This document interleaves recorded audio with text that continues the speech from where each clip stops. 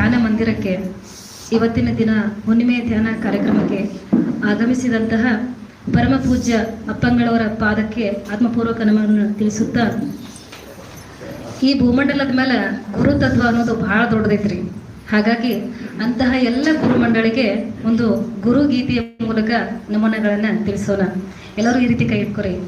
ಸಾಕ್ಷಾತ್ ನಾವಂದ್ರೆ ಸದ್ಗುರುವಿನ ಸಾನ್ನಿಧ್ಯ ಒಳಗದೀವಿ ಅಂತಂದ್ರೆ ಆ ಗುರುವಿಗೆ ಆತ್ಮಪೂರ್ವಕ ವಂದನೆಗಳನ್ನ ತಿಳಿಸಲೇಬೇಕು. ಸಾಧ್ಯ ಆದರೆ ಕಣ್ಮುಚ್ಚ್ರಿ. आओ गुरुदेवा दर्शन दीजो, आओ गुरुदेवा दर्शन दीजो. ತಾವೆಲ್ಲ ಭಾಗಿಗಳಾಗಿ ಇಲ್ಲಿಯವರೆಗೆ ಧ್ಯಾನಸ್ಥರಾಗಿ ಕಾಯ ವಾಚ ಮನಸ ಪರಿಶುದ್ಧ ಭಾವದಿಂದ ತಮ್ಮ ಸ್ವಸ್ವರೂಪದ ಅನುಭವ ಆನಂದ ಸಾಮ್ರಾಜ್ಯದೊಳಗೆ ತೇಲಾಡ್ತಾ ಇದ್ದೀರಿ. ಅಂಥ ಒಂದು ದಿವ್ಯ ಭವ್ಯ ಸತ್ಸಂಗದ ರೂವಾರಿಗಳು, ಗುರು ಹಿರಿಯರು, ಅಣ್ಣ ತಮ್ಮಂದಿರು, ಅಕ್ಕ ತಂಗಿ ತಾಯಂದಿರು, ಪ್ರತಿಯೊಬ್ಬರ ಪವಿತ್ರ ಪಾದಾರವಿಂದಗಳಲ್ಲಿ ಅನಂತ ಕೋಟಿ ಸುನಮನಗಳು.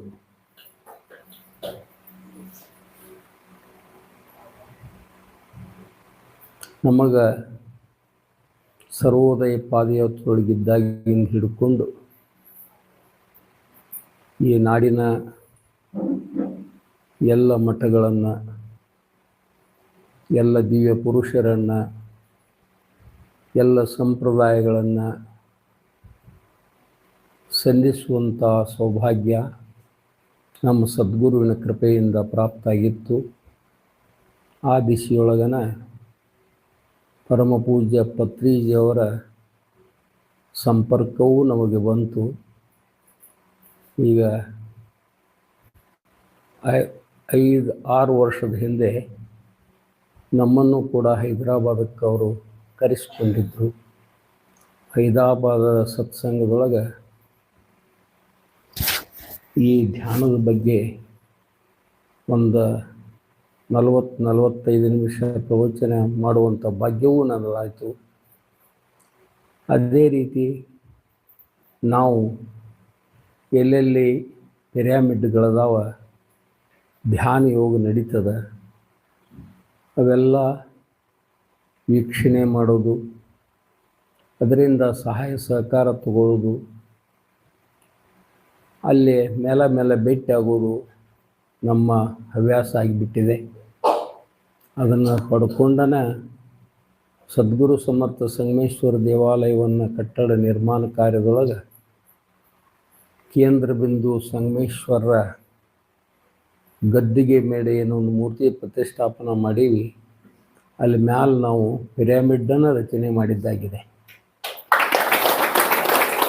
ಅವರು ಕೂಡ ಮುಂದೆ ಸದ್ಗುರು ಸಮರ್ಥ ಗಿರಿಮಲ್ಲೇಶ್ವರ ಮಹಾರಾಜರ, ಸದ್ಗುರು ಸಮರ್ಥ ಮಾಧವಾನಂದ ಪ್ರಭುಜಿಯವರ ಏನೊಂದು ಮಂಟಪಗಳದಾವ, ಆ ಮಂಟಪದ ಮೇಲೂ ಕೂಡ ಕಲ್ಲಿನಿಂದ ಪಿರಾಮಿಡ್ಗಳನ್ನು ಮಾಡಿಸಿ ಹಾಕಿದ್ದಾಗಿದೆ.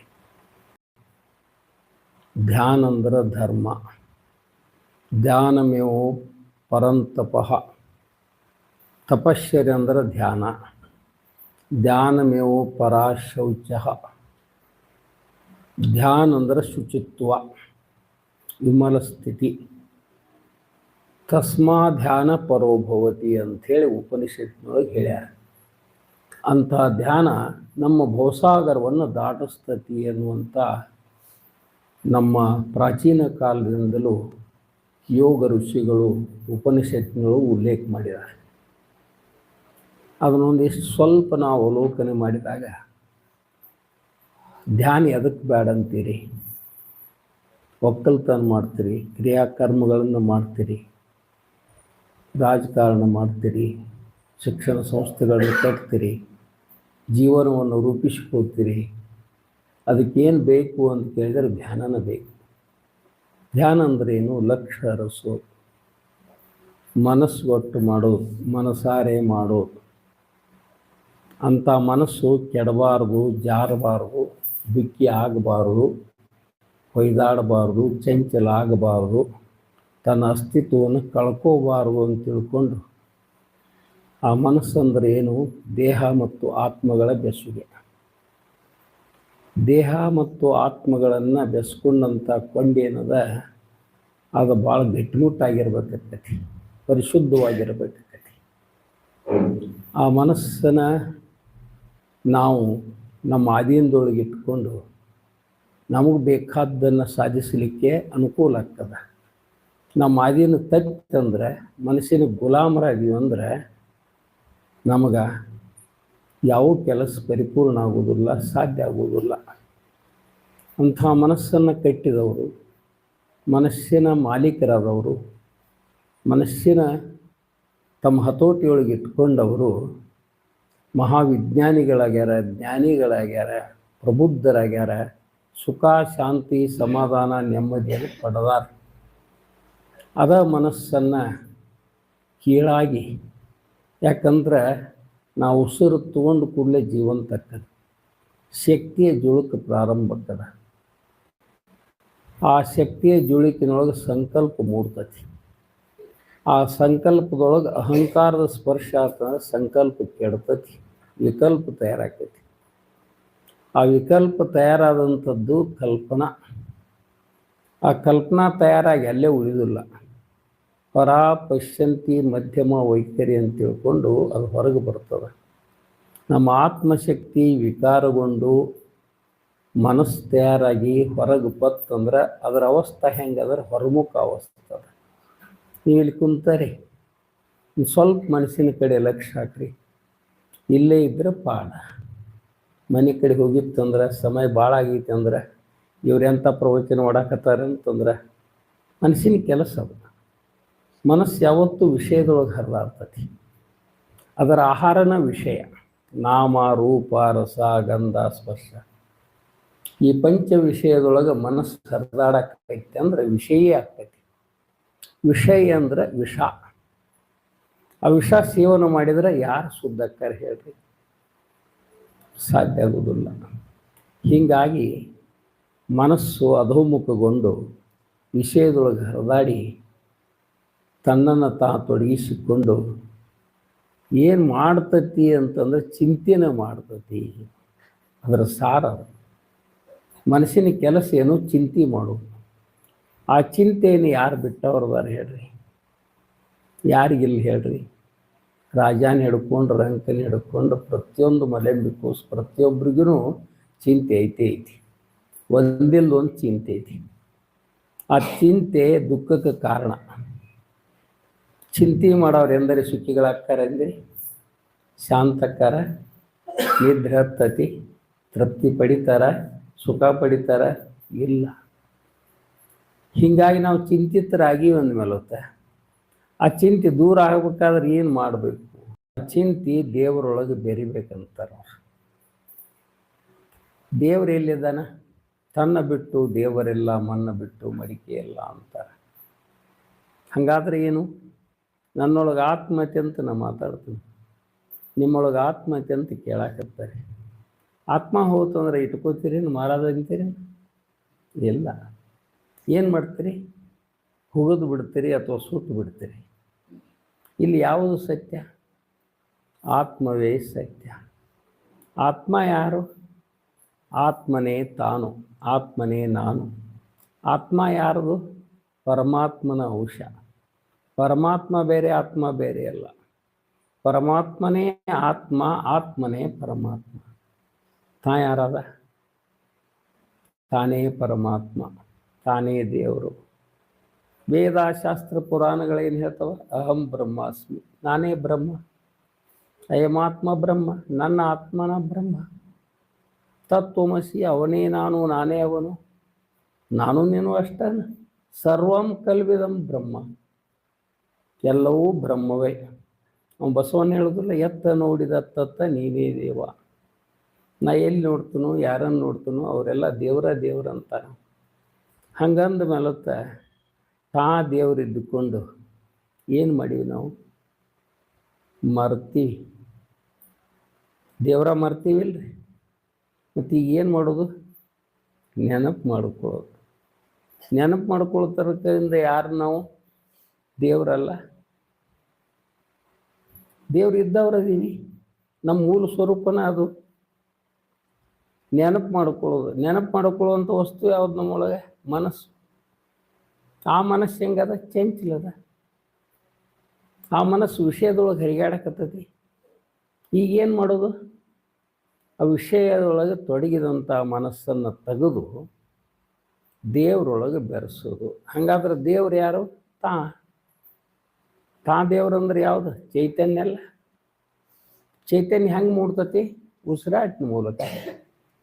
ಉಸಿರಾಟಿನೊಳಗೆ ಏನದ? ಪ್ರಾಣದ. ನಾವು ಆಹಾರ ನೀರು ಇವನ್ನ ಕೆಲವು ದಿವಸಗಟ್ಟಲೆ ತೊರೆದು ಇರ್ಬೋದು. ಆದರೆ ಈ ಶ್ವಾಸ ತೊರೆದು ಇರ್ಲಿಕ್ಕೆ ಬರ್ತದಲ್ಲ? ಉಸಿರು ಬಿಟ್ಟು ಇರ್ಲಿಕ್ಕೆ ಬರ್ತದ? ಒಂದು ಉಸಿರು ತಟ್ಟಂದ್ರೆ ಖಲಾಸ್ ಮುಗಿದು ಹೋಗ್ತದೆ ಅಂತಾನೆ. ಅಂದ್ರೆ ಆ ಉಸಿರಿನೊಳಗೆ ಯಾರದಾರ ಅಂತೀರಿ? ಆತ್ಮದಾನ. ನಮ್ಮ ಪ್ರಾಣ ಐತಿ. ಆ ಪ್ರಾಣನ ನಮ್ಮ ಆತ್ಮ. ನಮ್ಮ ಆತ್ಮನ ದೇವರು. ಮತ್ತು ಅಂಥ ಆತ್ಮನಲ್ಲಿ ಮನಸ್ಸು ನಿಲ್ಲಿಸುವಂಥ ಕಲೆ ಯಾವುದಾದ್ರೂ ಇದ್ರೆ ಅದು ಧ್ಯಾನ. ನಮ್ಮೆಲ್ಲ ಪತಂಜಲಿ ಋಷಿಮುನಿಯನ್ನು ಹಿಡ್ಕೊಂಡು ನೀವು ಸ್ವಾಮಿ ವಿವೇಕಾನಂದರನ್ನು ತಗೊಳ್ರಿ, ಮಹಾವೀರನ್ನು ತಗೊಳ್ರಿ, ಬುದ್ಧನನ್ನು ತಗೊಳ್ರಿ, ಪತ್ರಿಜಿಯವ್ರನ್ನ ತಗೊಳ್ರಿ, ಎಲ್ಲ ಮಹಾಜ್ಞಾನಿಗಳು. ಈಗ ಅವರು ಈ ಬ್ರಹ್ಮಕುಮಾರಿ ಅಂತ ತಗೊಳ್ರಲ್ಲ, ಅವರು ರಾಜಯೋಗನ, ಅವರಲ್ಲೂ ರಾಜಯೋಗ ಐತಿ. ಇವೆಲ್ಲ ಮಹಾಜ್ಞಾನಿಗಳಾದವ್ರು ಯಾರಿಂದ ಹೆಂಗೆ ಆಗ್ಯಾರ ಅಂತ ಕೇಳಿದ್ರೆ ಈ ಧ್ಯಾನದಿಂದನೇ ಆಗ್ಯಾರ. ಧ್ಯಾನ ಬಿಟ್ಟರೆ ಯಾರಿಗೂ ಬರೋದಿಲ್ಲ.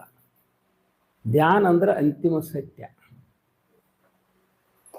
ಪೂಜಾ ಕೋಟಿ ಸಮ ಸ್ತೋತ್ರಂ, ಸ್ತೋತ್ರ ಕೋಟಿ ಸಮ ಜಪಂ, ಜಪಕೋಟಿ ಸಮ ಧ್ಯಾನಂ, ಧ್ಯಾನ ಕೋಟಿ ಸಮ ಮನೋರ್ಲಯ. ನಮಗೆ ಬೇಕಾಗೈತೇನು? ಮನೋರ್ಲಯ ಆಗ್ಬೇಕಾಗಿತ್ತು, ಮನಸ್ಸು ಸ್ವಚ್ಛ ಆಗ್ಬೇಕಾಗಿತ್ತು. ಅದಕ್ಕೆ ಪೂಜೆ ಮಾಡಾಕತ್ತೀವಿ. 1 ಕೋಟಿ ಸಲ ಪೂಜೆ ಮಾಡಿದಾಗ ಒಂದು ಸ್ತೋತ್ರ ಆಕೈತೆ ಅಂತ. 1 ಕೋಟಿ ಸಲ ಸ್ತೋತ್ರ ಅಂದಾಗ ಒಂದು ಜಪ ಆಕೈತೆ ಅಂತ. ಕೋಟಿ ಸಲ ಜಪ ಎನಿಸಿದಾಗ ಒಂದು ಧ್ಯಾನ ಆಕೈತೆ ಅಂತ. ಅಂಥ ಕೋಟಿ ಧ್ಯಾನ ಮಾಡಿದರೆ ಮನೋರ್ಲಯ ಆಕೈತೆ ಅಂತಾರೆ ಅವರು. ಇದು ಉಪನಿಷತ್ನವ್ರು ಲೆಕ್ಕ ಮಾಡಿ ಹೇಳಿದಂಥ ಮಾತಿದು. ಹಂಗೆ ಈ ಧ್ಯಾನ ಮಾಡೋಕ್ಕೆ ಎಷ್ಟೊತ್ತು ಹತ್ತೈತ್ರಿ? ಸಟ್ ಸಮಯ ಹತ್ತೈತಿ. ಧ್ಯಾನಕ್ಕೆ ಕುಂತೀರಿ ಅಂತ ತಿಳ್ಕೊರಿ. ಮನಸ್ಸು ಖಾಲಿ ಮಾಡೋಕ್ಕೆ ಎಷ್ಟೊತ್ತು ಹತ್ತೈತಿ? ಸಮಯನ ಹತ್ತೋದಿಲ್ಲ ಅಂತಾರೆ ಅವ್ರು. ಜೈಸಾ ಭಾವ ತೈಸಾ ದೇವ್ ಅಂತ. ನಮ್ಮ ಭಾವದೊಳಗೆ ಬರೋ ತಡಕ್ಕಿಲ್ದ ನಾವು ದೇವರಾಗಿ ಬಿಡ್ತೀವಿ, ಸತ್ಯವನ್ನು ಅರಿತೀವಿ. ಭಾವ ಕೆಡಿಸುವಂಥದ್ದು ಯಾವುದದ? ಮನಸ್ಸದ. ಆ ಮನಸ್ಸನ್ನು ಶ್ವಾಸಕ್ಕೆ ಜೋಡಿಸಿ ಮಾಲಿಂಗರಂಗರಂತಾರೆ ನೋಡ್ರಿ. ಯಾವ ರೀತಿ ದೃಷ್ಟಿ ಮನ ಪವನವೆರೆಸಿ ನಾಸಾಗ್ರದಿ ನೋಡೆ ಕಾಣುತ್ತಿದೆ ಪರಬಿಂದು. ಇದು ಅನುಭವ ಅವ್ರದ್ದು. ದೃಷ್ಟಿ ಅಂದರೆ 2 ಕಣ್ಣುಗಳಿಂದ ನೋಡುವಂಥ ದೃಷ್ಟಿ. ಅದರ ಕೂಡ ಮನಸ್ಸು ಬೆರೆಸ್ಬೇಕು. ಮನಸ್ಸು ಬೆರೆಸಿದ ಮೇಲೆ ಎದುರು ಕೂಡ ಬೆರೆಸೋದು? ಗಾಳಿ. ಈ ಹೊರಗಿನ ಗಾಳಿ ಅಲ್ಲ, ಈ ಗಾಳಿ ಕೂಡ ಬೆರೆಸೋದು. 3 ಬೆರೆಸಿ ಬಿಟ್ಟರೆ ನಾಸಿಕಾಗ್ರದೊಳಗೆ ನೋಡಿದಿರಿ ಅಂದರೆ ಅಲ್ಲಿ ಪರಬಿಂದು ಕಾಣಿಸ್ತದೆ ಅಂತಾರೆ ಅವರು. ಇದು ಸುಲಭ ಸಾಧನ. ಇದನ್ನು ಶರಣರು ಹೇಳ್ತಾರೆ. ಹರಿಯುವ ವಾಯುವಿನಿಂದ ಹುರಿಗೊಳಿಸಿ ಮನವ ಸ್ಥಿರಗೊಳಿಸಿ. ಮನ ಸ್ಥಿರಗೊಳ್ಳೋದು ಹೆಂಗಂತಂದ್ರೆ ಈ ವಾಯುವನ್ನು ಹುರಿಗೊಳಿಸ್ಬೇಕಂತ. ಹೊರಗೆ ಹರಿಯಾಕತ್ತೈತಿ ಈ ವಾಯು. ಇದನ್ನು ಕೈಯಾಗಿ ಹಿಡಿದು ಹುರಿಗೊಳಿಸಕ್ಕೆ ಬರ್ತದೆ? ಇಲ್ಲ. ಮತ್ತು ಹುರಿಗೊಳ್ತಾ ಇದೆಯಲ್ಲ ಈ ಮೂಗಿನೊಳಗೆ. ಶ್ವಾಸ ತಗೊಳ್ಳೋದು ಬಿಡುವುದು ಮಾಡ್ತೀವಲ್ರಿ, ಇಲ್ಲಿ ಹುರಿಗೊಳ್ಳಾಕತ್ತೈತಿ. ಇದನ್ನು ಹುರಿಗೊಳಿಸಿ ಹಂಗೆ ಶ್ವಾಸ ತಗೊಂಡು ಬಿಡೋದಲ್ಲ, ಮನವ ಸ್ಥಿರಗೊಳಿಸಿ. ಆ ಶ್ವಾಸದ ಮ್ಯಾಲ ಮನಸ್ಸಿಟ್ಟು, ಆ ಶ್ವಾಸದ ಮ್ಯಾಲ ಮನಸ್ಸಿಟ್ಟು ಅದು ಏನಾಕತಿ? ಸಗುಣ ಧ್ಯಾನ ಆಕತಿ. ಸಗುಣ ಧ್ಯಾನದಲ್ಲಿ ಮನವ ಸೇವಿಸಿ ಏನು ಸಗುಣ ಧ್ಯಾನ ನಡಿತೈತಿ, ಶ್ವಾಸದ ಮೇಲೆ ಮನಸ್ಸು ತಿರಗೊಂಡಿತ್ತಂದ್ರೆ ಸಗುಣ ರೂಪದೊಳಗೆ ಮನಸ್ಸು ಏನಾಕತಿ? ಸವಿತೈತಿ. ಯಾಕಂದ್ರೆ ಆ ಶ್ವಾಸದ ಮೇಲೆ ಮನಸ್ಸು ನಿಂತಂದ್ರೆ ಮನಸ್ಸಿಗೆ ಅವಕಾಶ ಸಿಗೋದಿಲ್ಲ ಕಲ್ಪನೆ ಮಾಡಕ್ಕೆ, ಲೆಕ್ಕ ಹಾಕಕ್ಕೆ, ಆಲೋಚನೆ ಮಾಡಕ್ಕೆ, ತರ್ಕ ಮಾಡಕ್ಕೆ ಅವಕಾಶ ಸಿಗೋದಿಲ್ಲ. ಅವಾಗ ಏನಾಕತಿ? ಎಲ್ಲಿ ಕಲ್ಪನಾದಲ್ಲಿ ಮನಸ್ಸು ಅದರೆ ಹಿಂಗೆ ಕಲ್ಪನಾ ಕಡ್ಕೋತ ಹೋತಂದ್ರೆ ಏನಾಕತಿ? ಮನಸ್ಸು ಇಲ್ಲದಂಗೆ ಆಕತಿ. ಮನಸ್ಸು ಯಾವಾಗ ಇಲ್ಲದಂಗೆ ಆಕತಿ? ನಿರ್ಗುಣ ಧ್ಯಾನದಲ್ಲಿ ನಿಂದು ಅಲ್ಲಿ ಹೋಗಿ ನಿರ್ಗುಣ ಧ್ಯಾನದೊಳಗೆ ನಿಂತು ಬಿಡ್ತತಿ. ಅಷ್ಟ ನಿಲ್ಲಿಸಿ ಬಿಡೋದಲ್ಲ, ಅದರ ಧ್ಯಾನ ಬಲಿಸಿ, ಆ ಧ್ಯಾನ ಬಲಿಸಿ, ನಿರ್ಗುಣ ಧ್ಯಾನ ಬಲಿಸಿದ ಮೇಲೆ ಸಗುಣ ನಿರ್ಗುಣ ಎರಡು ಇಲ್ದಂಗಾಗಿ ಹೋಗ್ಬಿಡ್ತಾವ. ಇದು ಸರಳ ರಾಜಯೋಗ ಅಂತೇಳಿ ಶರಣರು ವಚನ ಮಾಡ್ಯಾರ. ಇದನ್ನು ನಿಮ್ಗೆ ಹೇಳೋದು ನಮ್ಮ ಶರಣರನ್ನ ಮಾಡಿದ್ದಿದೆ. ಹಂಗೆ ಇದನ್ನ ಆಧರಿಸಿಕೊಂಡು ನಮ್ಮ ಪತ್ರಿಜಿಯವರು ಈ ಧ್ಯಾನಕ್ಕೆ ಮಹತ್ವ ಕೊಟ್ಟರು. ನಾಮ ರೂಪ ರಸ ಗಂಧ ಸ್ಪರ್ಶ ಈ ವಿಷಯಗಳನ್ನು ದೂರ ಮಾಡಿ, ಏನೂ ಇಲ್ಲ, ಶ್ವಾಸದೊಳಗೆ ದೇವರವನ, ಅದನ್ನು ನಂಬ್ರಿ, ವಿಶ್ವಾಸ ಇಡ್ರಿ. ಹಂಗೆ ನಿಮ್ಮ ಮನಸ್ಸನ್ನು ಅದರ ಮೇಲೆ ಇಡ್ರಿ. ನಿಮಗೆ ಅರಿಗಾಣಲ್ದ ಶ್ವಾಸ ಹೋಗಬಾರ್ದು, ಬರಬಾರ್ದು, ಇಲ್ಲಿ ನಡಿಬಾರ್ದು. ಈ ಜಾಗೃತಿ ವಹಿಸಿ ಈ ಪ್ರಜ್ಞಾ ಬಂತು ಅಂದ್ರೆ ನಿಮಗೆ ಧ್ಯಾನ ಮಾಡಲಿಕ್ಕೆ ಬರ್ತದೆ. ಇಂತಹ ಧ್ಯಾನ ಮಾಡಿದರೆ ಏನಾಗ್ತೈತಿ ಅಂತ ಕೇಳಿದರೆ, ಆತ್ಮ ಮತ್ತು ದೇಹ ಒಂದಾದ ಮೇಲೆ ಅವನೇ ಬ್ರಹ್ಮಸ್ವರೂಪಕ್ಕನ, ಜೀವನ ಮುಕ್ತಕ್ಕನ ಸಿದ್ಧಾಂತ. ಆ ಸಿದ್ಧಾಂತನ ಅನುಕರಣೆಯೊಳಗೆ ತಂದರು. ಇನ್ನು ಧ್ಯಾನ ಮಾಡಕ್ಕೆ ಪುಷ್ಟಿ ಕೊಡುವಂಥದ್ದೇನು ಸೈಂಟಿಫಿಕ್ ಆಗಿ ಅಂತ ತಿಳ್ಕೊಂಡ್ರೆ, ನಮ್ಮ ಈಜಿಪ್ಟ್ ದೇಶದೊಳಗೆ ಹಿಂದಿನ 5,000-6,000 ವರ್ಷದ ಹಿಂದೆ ಅಲ್ಲಿ ದೊಡ್ಡ ದೊಡ್ಡ ಪಿರಾಮಿಡ್ಗಳದಾವ. ಆ ಪಿರಾಮಿಡ್ದೊಳಗೆ ಆಗಿನ ರಾಜರ ಹೆಣಗಳನ್ನು ಅಲ್ಲಿ ಇಟ್ಟಾರ. ಅವಕ್ಕೇನೂ ಧಕ್ಕೆ ಆಗಿಲ್ಲ.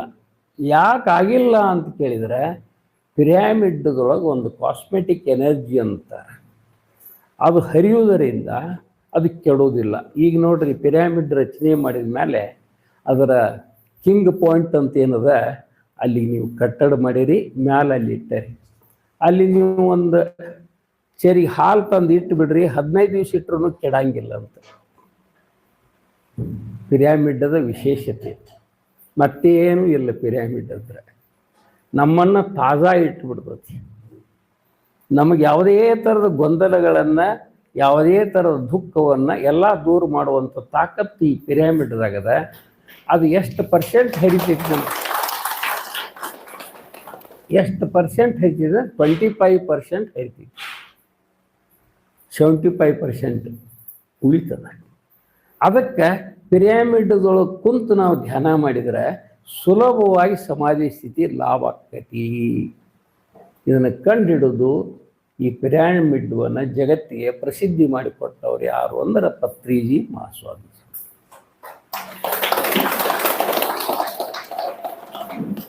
ಅವರ ಮಾರ್ಗದರ್ಶನದೊಳಗೆ ಈ ಸಂಕ್ರೆಟ್ ಒಳಗೆ ತಾವು ಸುಂದರವಾದಂಥ ಪಿರಾಮಿಡನ್ನು ರಚನೆ ಮಾಡ್ಯಾರಿ. ಇಲ್ಲೇ ಧ್ಯಾನ ಮಾಡಕತ್ತಾರೆ.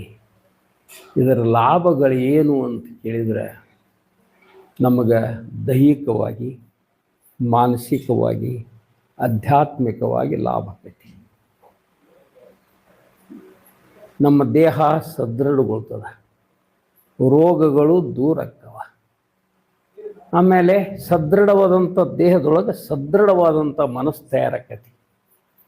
ಮನಸ್ಸು ಚಂಚಲಿತ್ತು, ದುರ್ಬಲಿತ್ತು, ಹೇಡಿತ್ತು, ಪುಕ್ಲು ಇತ್ತು, ಕೆಡ್ತಾ ಇತ್ತು ಅಂದರೆ ಅದು ಶುದ್ಧ ಆಕತಿ. ದೇಹ ಮನಸ್ಸು ಯಾವಾಗ ಶುದ್ಧ ಆಗ್ತಾವ, ಅವಾಗ ಆತ್ಮ ಆರಾಮಾಗಿ ಆನಂದವಾಗಿ ರಾರಾಯಿಸ್ತಾನೆ. ದೇಹ ಕೆಟ್ಟರೆ, ಮನಸ್ಸು ಕೆಟ್ಟರೆ ಆತ್ಮ ನಾ ಹೋಗ್ತಾನೆ ತಾನು ಬಿಟ್ಟು ಇರುವುದಿಲ್ಲ ಅವ, ಕೇಳುವುದಿಲ್ಲ ಅವ. ಅದಕ್ಕೆ ಇದೆಲ್ಲವನ್ನ ಅವಲಂಬಿಸಿದಂಥದ್ದು ಏನದ, ಇದು ಯಾವುದು ಅಂತ ಕೇಳಿದರೆ ಧ್ಯಾನ. ಈ ಧ್ಯಾನ ಯಾವಾಗ ಮಾಡೋದು, ಎಂತ ಮಾಡೋದು ಅಂತ ನೀವು ಕೇಳಿದರೆ, ಈಗ ಬಂದು ಇಲ್ಲಿ ನೀವು ಧ್ಯಾನ ಮಾಡಿದರೆ ಇಷ್ಟ ಅಲ್ಲ ಧ್ಯಾನ ಮಾಡೋದು. ನಾವೇನು ಹುಟ್ಟಿದೀವಲ್ಲ, ಸಾಯಿವರೆಗೆ ನಮ್ಮ ಕೂಡ ಏನಿರ್ತೈತಿ, ಶ್ವಾಸ. ಅದ ನಮ್ಮ ಗುರು, ಅದ ನಮ್ಮ ಆತ್ಮ, ಅದ ನಮ್ಮ ಸಾರ ಸರ್ವಸ್ವ ಅಂತ ತಿಳ್ಕೊಳ್ಳೋದು. ಇನ್ನು ಆ ಶ್ವಾಸದೊಳಗೆ ಉಳ್ಯಾಕೆ ಬರ್ತೈತಿ ಇಲ್ಲ ನಮ್ಗೆ, ಬರ್ತೈತಿ. ನೀವು ಕೆಲಸ ಮಾಡ್ತೀರಿ, ಬಗ್ಸಿ ಮಾಡ್ತೀರಿ, ನಿದ್ರೆ ಮಾಡ್ತೀರಿ, ಅವಾಗೇನು ಶ್ವಾಸ ಅದು ಬಂದು ಇಡ್ತಾರೆ. ಯಾವತ್ತೂ ಐತಿಲ್ಲ ಶ್ವಾಸ, ಯಾವತ್ತೂ ನಮ್ಮ ಕೂಡ ಐತಿ ಅಂದಮೇಲತ್ತ ಆ ಶ್ವಾಸದ ಕಡೆ ಯಾವತ್ತೂ ಲಕ್ಷ್ಯ ಇಟ್ಟುಕೊಂಡು ಹೋಗೋದು. ಆವ ಕೃತ್ಯದೊಳಿದ್ದರೂ ಯೋಗಿಯು ಭಾವದಳು ಬ್ರಹ್ಮವನ್ನು ಬಿಡದಿಯನು. ನೀವು ಬೇಕಾದ ಕೆಲಸದೊಳಗಿರಿ, ಆದ್ರೆ ಶ್ವಾಸ ಮರಿಬೇಡ. ಅದರೊಳಗೆ ಲಕ್ಷ್ಯ ಇರಲಿ, ಇದೆ ನಿಮ್ಮ ಭಾವ ಅದನ್ನು ತುಂಬಿಕೊಂಡಿರಲಿ. ಆ ಶ್ವಾಸ ಆಡ್ತತಿ ಎದರಾಗಂತಂದ್ರೆ ಮನಸ್ಸಿನ, ಅದನ್ನು ಆವರಿಸ್ಕೊಂಡಿರೋದು ಯಾವುದು, ಮನಸ್ಸು. ಆ ಮನಸ್ಸಿನ ತುಂಬ ದೇವರನ್ನು ಇಟ್ಟುಕೊಂಡ್ರಿ, ಶ್ವಾಸ ಬಿಟ್ಟು ದೇವರು ದೂರ ಹೋಗಂಗಿಲ್ಲ. ಶ್ವಾಸದಾಗ ಉಳಿದು ಬಿಡ್ತಾನೆ, ಅರಿವು ಮೂಡ್ತದೆ. ಅವಾಗ ಗುರು ಯಾರಂದ್ರೆ ಅರಿವೇ ಗುರು ಅಂತ ನಿಮಗೆ ಸಿದ್ಧ ಆಗಿಬಿಡ್ತದೆ. ಸದಾ ಮಾರ್ಗದರ್ಶನ ಸಿಗ್ತದೆ ನಿಮ್ಗೆ. ಜರ್ ಹಂಗೆ ನೀವು ರೂಢಿಸಿಕೊಂಡು ಬಿಟ್ರೆ ಅದು ಮಾರ್ಗದರ್ಶನ ತಯಾರು. 24 ತಾಸಿನೊಳಗೆ 21,600 ಸಲ ಉಸಿರಾಡಿಸ್ತೀನಿ. ಒಂದು ತಾಸಿಗೆ 900 ಸಲ ಉಸಿರಾಡಿಸ್ತೀನಿ. ಒಂದು ನಿಮಿಷಕ್ಕೆ 15 ಶ್ವಾಸ ಬರ್ತಾವ ಹೋಗ್ತಾವ. ಅವನ್ನ ಶುದ್ಧ ಮಾಡೋದು ಯಾರ ಕೈಯೊಳಗದ ಅಂದ್ರೆ ನಮ್ಮ ಕೈ ಆಗೈತಿ. ನಾವು ಮಾಡೋದು, ನಾವು ಪಡೆಯೋದು. ನಮಗೆ ನಾವು ಮಿತ್ರ, ನಮಗೆ ನಾವು ಶತ್ರುಗಳು. ಅದಕ್ಕೆ ಏನು ಕಾರಣ ಅಂತ ಹೇಳಿದ್ರೆ ಅಭ್ಯಾಸವೇ ಕಾರಣ. ಅಸಾಧ್ಯತೋ ಸಾಧ್ಯ ಕರಿತೋ ಸಾಯಾಸ ಕಾರಣ ಅಭ್ಯಾಸ ತುಕಾಮಣಿ ಅಂತ ನಾವು. Impossible is word which pounds in police dictionary ಅಂತ. ಅಸಾಧ್ಯ ಅನ್ನುವಂಥ ಶಬ್ದ ಮೂರ್ಖರ ಡಿಕ್ಷನರಿ ಒಳಗೆ ಐತೆ. ಅದಕ್ಕೆ ನಾವು ಸಕಾರಾತ್ಮಕವಾಗಿ ಅಸಾಧ್ಯ ಅನ್ನೋದನ್ನೇ ಏನೂ ಇಲ್ಲ ಅಂತ ತಿಳ್ಕೊಂಡು ಬಹಳ ಸೂಕ್ಷ್ಮಾತಿ ಸೂಕ್ಷ್ಮವಾಗಿ ಆ ಶ್ವಾಸವನ್ನು ಹಿಡ್ಕೊಂಡು ನಾವು ಅಭ್ಯಾಸಿಗಳ ಆದದ್ದೇ ಆದರೆ ನಮ್ಮ ಜೀವನದ ಪ್ರತಿಯೊಂದು ಕ್ಷಣ ದೇವಮಯ ಮಾಡಕ್ಕೆ ಬರ್ತದೆ. ಇದು ಸಿದ್ಧಾಂತ. ಅದಕ್ಕೆ ನೀವು ಧ್ಯಾನ ಮಾಡಿರಿ. ಈ ಧ್ಯಾನ ಮಾಡಿರಿ, ಧ್ಯಾನ ಮಾಡಿದ ಮೇಲೆ ಏನು ಅನ್ನಿಸ್ತು, ಏನೇನು ಅನಿಸೋದು, ಅನಿಸೋ ಮಾತು ಸುಳ್ಳಿ. ಅವ್ನು ಹೇಳ್ತಾನೆ ದಾಸೋದ್ದಾಗ, ಕಾಹಿ ನಾಯಿಸ ವಾಟಲೆ ತಿತೆ ಚಿತೆ ಕೊಂದಾಟಿ ಹೇಳ್ತಾನೆ. ಏನೇನು ಅನಿಸಂಗಿಲ್ಲ, ಅದು ಅಲ್ಲೇ ತುಂಬಿಕೊಂಡಿರ್ತದೆ, ಅದೇ ನಮಗಿರ್ತದೆ. ಆ ಸತ್ವ ನಮ್ಮಲ್ಲಿ ಉಳಿಸ್ಕೊಳ್ಳೋ ಸಲುವಾಗಿ ನಾವು ನೀವೇನಾರೇ ಬಯಸಿದ್ರಿ, ಹಿಂಗಾಗ್ಬೇಕು ಹಂಗಾಗ್ಬೇಕು, ಅದಕ್ಕೈತಿ ಇದಕ್ಕೈತಿ ಅಂದ್ರಿ, ಕಡ್ಕೊಂಡು ಹೋದ್ ಮುಗೀತು. ಸಾಧ್ಯ ಇಲ್ಲ, ನಿಮ್ಗೆ ಧ್ಯಾನ ಹತ್ತೋದು ಸಾಧ್ಯ ಇಲ್ಲ. ಅದಕ್ಕೇನಪ್ಪ ಅಂದ್ರೆ ಏನೇನು ಅನಿಸಂಗಿಲ್ಲ. ಯಥಾವತ್ ಜೈಸೆ ಥೇ ಅಂತಾರಲ್ಲ, ಹೆಂಗದೀವು ಹಂಗೆ ಇದ್ದಂಗೆ ಇರುವಂಥ ಯೋಗ ಇದು ಧ್ಯಾನ ಯೋಗ. ಇಂಥ ಧ್ಯಾನ ಯೋಗದ ಮೇಲೆ ಇಂಚಗೇರಿ ಸಂಪ್ರದಾಯ ಹುಟ್ಕೊಂಡದ. ಜಾತಿ ಐಕ್ಯ ಮಾಡ್ಯದ, ಧರ್ಮಗಳ ಐಕ್ಯ ಮಾಡ್ಯದ, ಈ ಜಗತ್ತಿನ ಎಲ್ಲ ಸಮಸ್ಯೆಗಳಿಗೆ ಪರಿಹಾರ ನೀಡ್ಯದ. ಇವತ್ತು ಪ್ರತಿಯೊಬ್ಬರೂ ಒಬ್ಬ ದಡ್ಡ, ಒಬ್ಬ ಹುಚ್ಚ, ಹುಡುಕ, ಏನೂ ಬರಲಾರ್ದವ, ಪಾಪಿ, ಪರದೇಶಿ ಏನಾಕಾರ ಅಂದ್ರೆ ಶುದ್ಧ ಕರೆಗೆ ಈ ಧ್ಯಾನದಿಂದ. ನೀವು ಭಾಳ ಕಲ್ತವ, ಭಾಳ ದೊಡ್ಡ ಶ್ರೀಮಂತ, ಅವ್ರಿಗೆ ಯಾಕೈತೆ ತಿಳ್ಕೊಬೇಡ್ರಿ. ಯಾವುದರಿಂದ? ಈ ಧ್ಯಾನದಿಂದ. ನಿಮಗೇನು ತಿಳಿಲಿಲ್ಲ, ಅವ್ರು ಹೇಳ್ಯಾರಲ್ಲ ಕುಂತ ಧ್ಯಾನ ಮಾಡ್ರಿ, ತಿಳಿತೈತಿ. ನಿಮ್ಗೇನ್ರಿ ಬೇಕಾಗೈತಿ ಧ್ಯಾನ ಮಾಡ್ಕೋತ ಇದ್ರಿ, ನಿಮ್ಮ ಕೂದಲ ಮನಸ್ಸು ತಾಕತಿ ಜಗತ್ತಿನ ಯಾವ ಮಗಂದು ಎಲ್ಲ. ಹಾಡ್ಯಾರ ನೋಡ್ರಿ ಅವ್ರು, ನಾನಿನ್ನ ಧ್ಯಾನದೊಳಿರಲು ಇಂಥ ಹೀನ ಮಾನವರಿಂದ ಏನಾಗೋದ್ವರೆ ಅಂತಾರ. ಹಂಗೆ ಇವತ್ತಿನ ಸಾಮಾಜಿಕ, ರಾಜಕೀಯ, ಆರ್ಥಿಕ, ಧಾರ್ಮಿಕ, ಜಾಗತಿಕ ಎಲ್ಲ ಸಮಸ್ಯೆಗಳಿಗೆ ಏನಾದರೂ ಪರಿಹಾರ ನೀವು ಕಂಡುಕೊಳ್ಳೋರು ಇದ್ರಿ ಅಂದ್ರೆ ಈ ಧ್ಯಾನ ಬಿಟ್ಟರೆ ಗತಿ ಇಲ್ಲ ಇತ ತಿಳ್ಕೊಂಡ್ಬಿಡು. ಅದಕ್ಕೆ ಧ್ಯಾನವನ್ನು ಪ್ರಧಾನವಾಗಿ ಇಟ್ಟುಕೊಂಡು ಯಾರು ಧ್ಯಾನದೊಳಗದಾರ ಅವರು ದೇವರದಾರ, ಯಾರು ದೇವರದಾರ ಅವರು ಜಗತ್ತನ್ನು ನಿರ್ವಹಿಸಬಲ್ಲರು. If you control your mind you can control whole world. ಮನಸ್ಸು ಗೆದ್ರೆ ಜಗತ್ತನ್ನು ಗೆದಲಿಕ್ಕೆ ಬರ್ತದೆ. ಯಾರ ಮನಸ್ಸು ತನ್ನ ಮನಸ್ಸು, ಯಾರು ಗೆದಿಬೇಕು ತಾನು ಗೆದಿಬೇಕು. ಯಾರ ಕೈ ಆಗೈತಿ ತನ್ನ ಕೈ ಆಗೈತಿ ಅಂದಮೇಲೆ ನಾವು ಯಾಕೆ ಅದನ್ನು ಬಿಡಬೇಕು? ಮತ್ತು ನೀವು ಈಗ ಧ್ಯಾನಕ್ಕೆ ಕೂತ್ರಿ ಏನರ ತ್ರಾಸ ಅದು ಆತ ನಿಮ್ಗೆ? ಏನಿಲ್ಲ, ಒಂದಿಟ್ಟು ಕಾಲು ಹರಿದಿರ್ಬೇಕು, ಕೈ ಹರಿದಿರ್ಬೇಕು, ಹಾಂ, ಏನೂ ಆಗಿಲ್ಲ ಹೋದಲ್ರಿ. ಸರಾಮ್ ಅನಿಸೈತಿಲ್ಲ, ಆನಂದ ಅನಿಸೈತಿಲ್ಲ. ಮತ್ತು ಆನಂದ ಯಾವ ರೀತಿ ಪಡ್ಕೋತೀರಿ ನೀವು ಜೀವನದೊಳಗೆ? ಆ ಆನಂದವನ್ನು ಕೊಡುವಂಥದ್ದನ್ನು ಈ ಧ್ಯಾನ. ಏನೂ ಖರ್ಚು ಮಾಡಲ್ದ, ಏನೂ ಕೊಡಲ್ದ, ಏನೂ ಕೇಳಲ್ದ, ಇದು ಸಹಜವಾಗಿ ಲಭ್ಯ ಆಗುವಂಥದ್ದು ಯಾವುದಾದ್ರೂ ಇದ್ರೆ ಅದು ಧ್ಯಾನ. ಪುಕ್ಕಟೆ ಏನ್ರಿ, ಏನೇನು ಅದಕ್ಕೆ ಬೇಕಾಗಿಲ್ಲ, ಯಾವುದರ ಗರ್ಜೂನೂ ಇಲ್ಲ. ಈ ಪ್ರಕೃತಿ, ಈ ಜಗತ್ತಿನ ಈ ಸಂಪತ್ತನ್ರಿ, ಸಿರಿ ಅನ್ರಿ, ಅಧಿಕಾರ ಅನ್ರಿ, ಅಂತಸ್ತನ್ರಿ, ಈಗ ಯಾವುದ್ರದ್ದು ಅವಶ್ಯಕತೆ ಇಲ್ಲ. ಇದಕ್ಕಾದಾಗ್ಬೇಕು ಇದಾಗ್ಬೇಕಂತ ಅನ್ನೋದು ಅವಶ್ಯಕತೆ ಇಲ್ಲ. ಏನು ಅವಶ್ಯಕತೆ ಆಯ್ತು ಅಂದ್ರೆ ಸುಮ್ಕೊಂಡ್ರು. ಓಳಖಾರೆ ವಸ್ತು ಸಾಂಡಾರೆ ಕಲ್ಪನಾ ಆತ. ನಾವು ಯಾವುದು ವಸ್ತು ಅದ, ಸತ್ಯದ, ಶಾಶ್ವತದ, ನಿತ್ಯದ, ಪರಿಪೂರ್ಣದ, ಸದೋಜಿತದ, ಆ ವಸ್ತುವನ್ನು ತಿಳ್ಕೊಳ್ಳೋದ್ರಿ ಇಷ್ಟ. ತಿಳ್ಕೊಂಡ ಮೇಲೆ ಬಿಡೋದು ಏನದ? ಕಲ್ಪನಾ ಬಿಡೋದದ. ಏನು ಕಲ್ಪನಾ ಮಾಡ್ತೀವಿ, ಲೆಕ್ಕ ಹಾಕ್ತೀವಿ, ತರ್ಕ ಹಾಕ್ತೀವಿ, ಕನಸು ಕಾಣ್ತೀವಿ, ಮಂಡಿಗೆ ಮಾಡ್ತೀವಿ, ಚಿಂತೆ ಮಾಡ್ತೀವಿ ಇಲ್ರಿ, ಅದನ್ನಟ್ಟ ಬಿಟ್ಟು ಬಿಡೋದದ. ಅದಕ್ಕೆ ಧ್ಯಾನಕ್ಕೆ ಕೂತಾಗ ಏನೇನು ಬರ್ತಾವ್ರಲ್ಲ ಅವೆಲ್ಲ ಬರಲಿ, ಬ್ಯಾಡ ಅನ್ನಕ್ಕೆ ಹೋಗ್ಬೇಡ್ರಿ.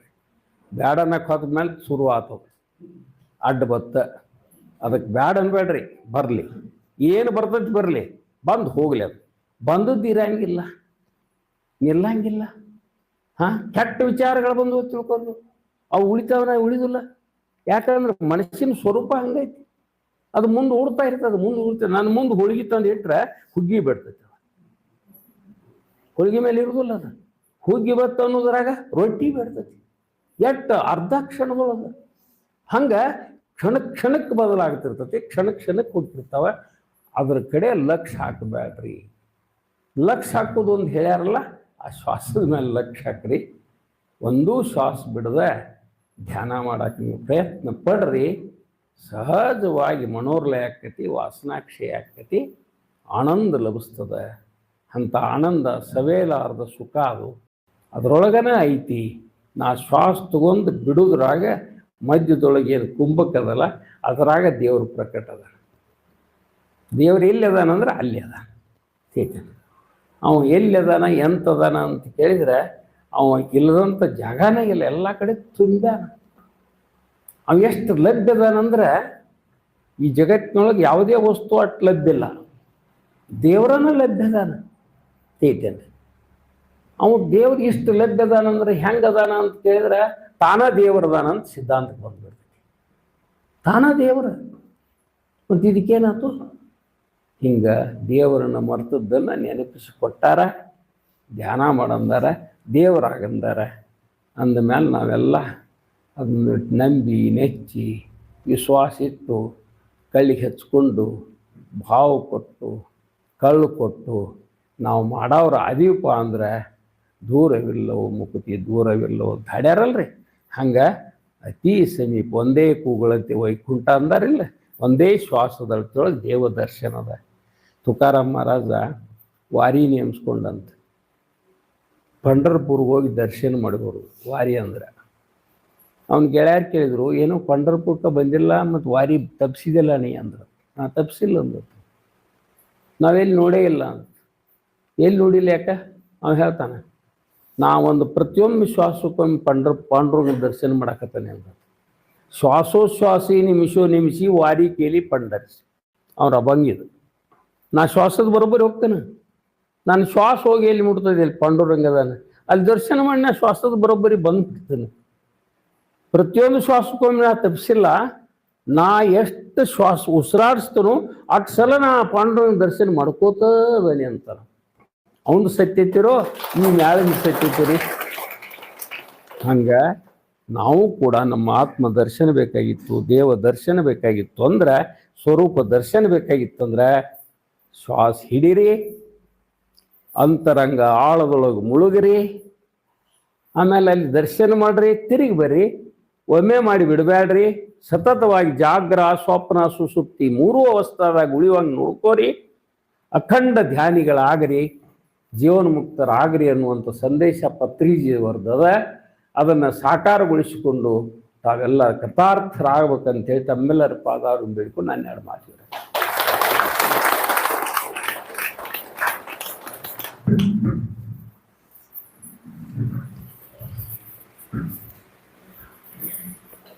ಬಹಳಷ್ಟು ಅರ್ಥಪೂರ್ಣವಾದಂತಹ,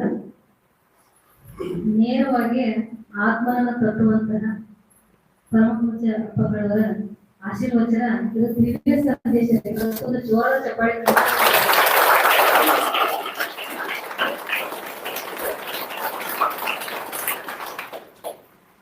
ಅಪ್ಪಾಜಿ ಒಂದೇ ಮಾತಲ್ಲಿ ನನ್ನ ಅನುಭವ ಹೇಳ್ತಂದ್ರೆ ಆತ್ಮ ತಂಪಾಗ್ತದೆ, ಆತ್ಮ ಸಂತೃಪ್ತಿ ಆಗ್ತದೆ, ಆನಂದ ಆನಂದ ಆನಂದ ಪರಮಾನಂದ ಎಲ್ಲೈತಿ ಅಂದ್ರೆ ನಮ್ಮೊಳಗೆ ಐತಿ.